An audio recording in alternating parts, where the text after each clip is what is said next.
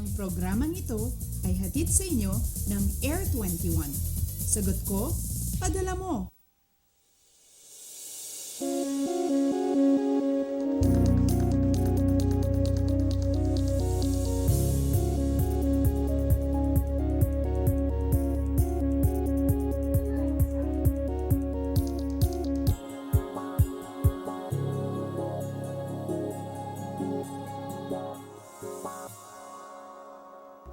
Magandang umaga Luzon, Visayas at Mindanao. Sinusubok na naman ng panahon ang tatag nating mga Pilipino dahil na rin sa nagpapatuloy na epekto ng bagyong Karen.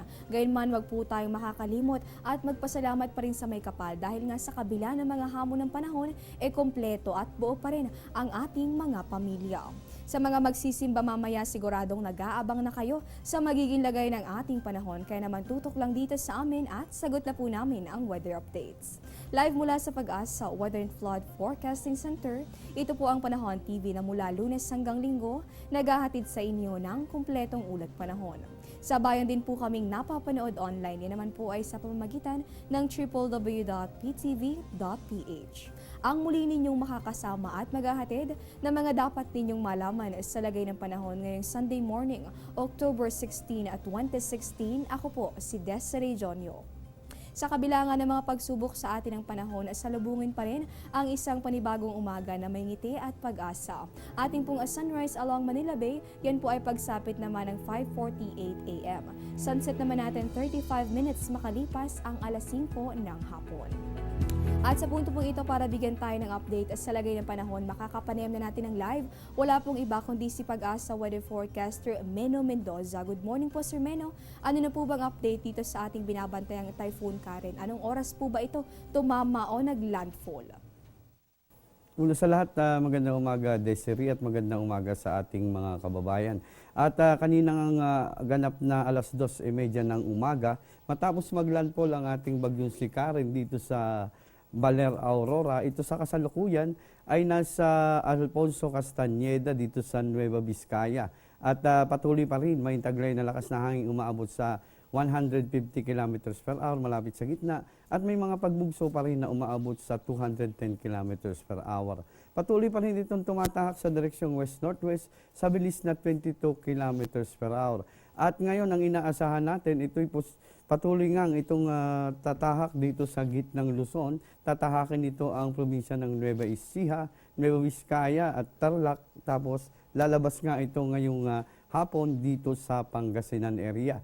Kaya asahan natin ang malaking bahagi ng ating Luzon patuloy na makakaranas ng masungit at mga maulang panahon. Ulitin lamang po natin na tuluyan na po palang naglandfall o tumama sa bahagi nitong Baler, Aurora, itong ating binabantayang Typhoon Karen. Sa ating po mga kababayan, lalong-lalo na yung mga nasa bahagi nitong Luzon, doble ingat lamang at manatiling nakatutok sa mga updates ng Pag-asa at Panahon TV. Ito naman po, Sir Meno, ano naman po ba yung ating update doon sa bagyong may international name sa ngayon na Haina? Inaasahan po ba natin ang pagpasok nito sa susunod na mga araw?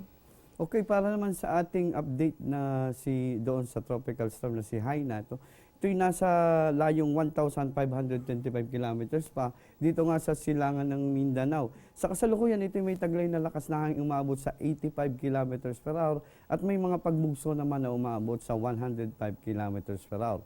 Patuloy itong tumatahak sa direksyong west-northwest sa bilis na 20 kilometro kada oras. Sa ngayon, sa inisyal na nakikita natin, kung hindi ito magbabago ng direksyon, ay ang posible nitong tamaan naman ay yung tinatawag nating extreme northern Luzon o yung halos dulo na ng ating Cagayan area.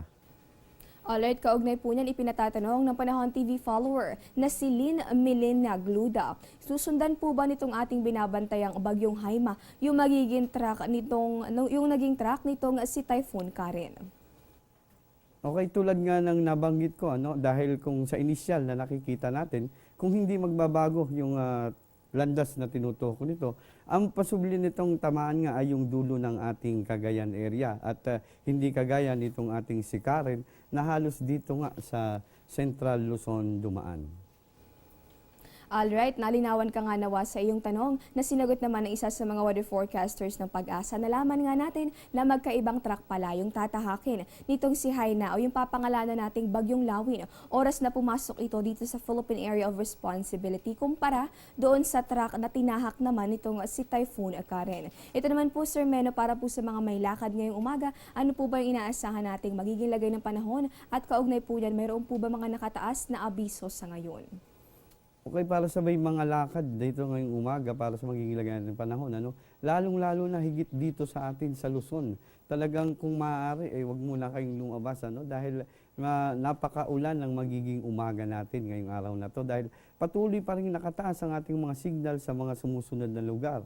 Ang ating signal number 3 nakataas pa rin sa Pangasinan, sa Northern Zambales, sa Tarlac at San Nueva Ecija, gayon na rin sa Aurora, sa Northern Quezon, sa Polillo Island, sa La Union, sa Benguet, sa Nueva Vizcaya at sa Quirino. Samantalang ang signal number 2 naman natin nakataas pa rin sa Ilocos Sur, sa Southern Isabela, Mountain Province, Ifugao, nalalabing bahagi ng Zambales, sa Pampanga, sa Bulacan, sa Bataan, sa Rizal, gayon na rin dito sa Metro Manila at sa nalalabing bahagi ng Quezon at sa Camarines Norte. Kaya ang mga nabanggit kong lugar, signal number 3 at number 2, ay magkakaroon ng masungit na mga panahon. Kaya kung maaari ay iwasan natin ang paglabas sa araw na to. At posible pa rin magkaroon yan ng mga pagbaha at pagguho ng lupa. Kaya iba yung pag-iingat.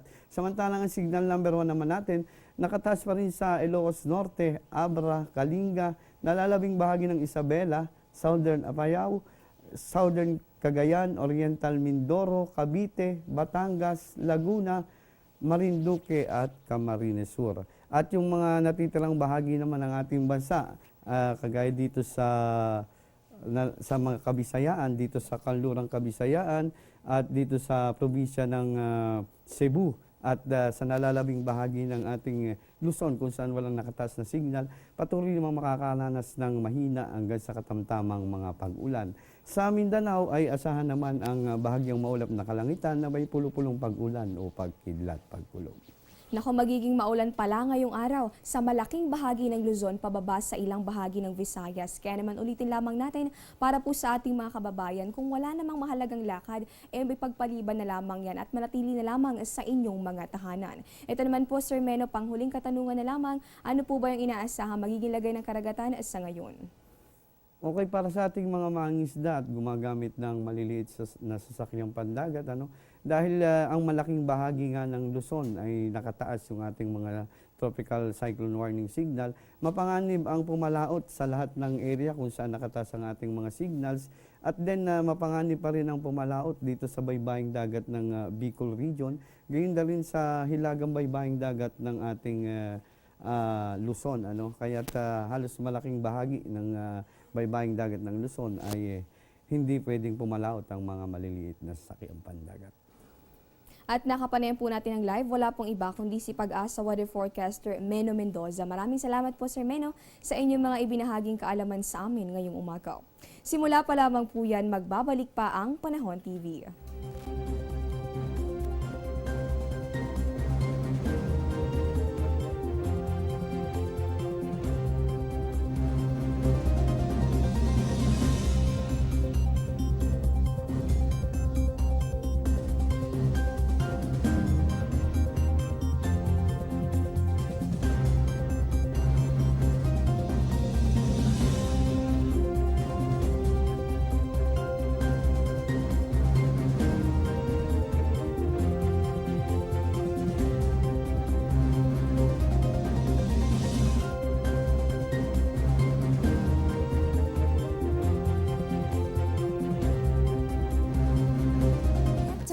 Reliable Philippine weather information anytime, anywhere.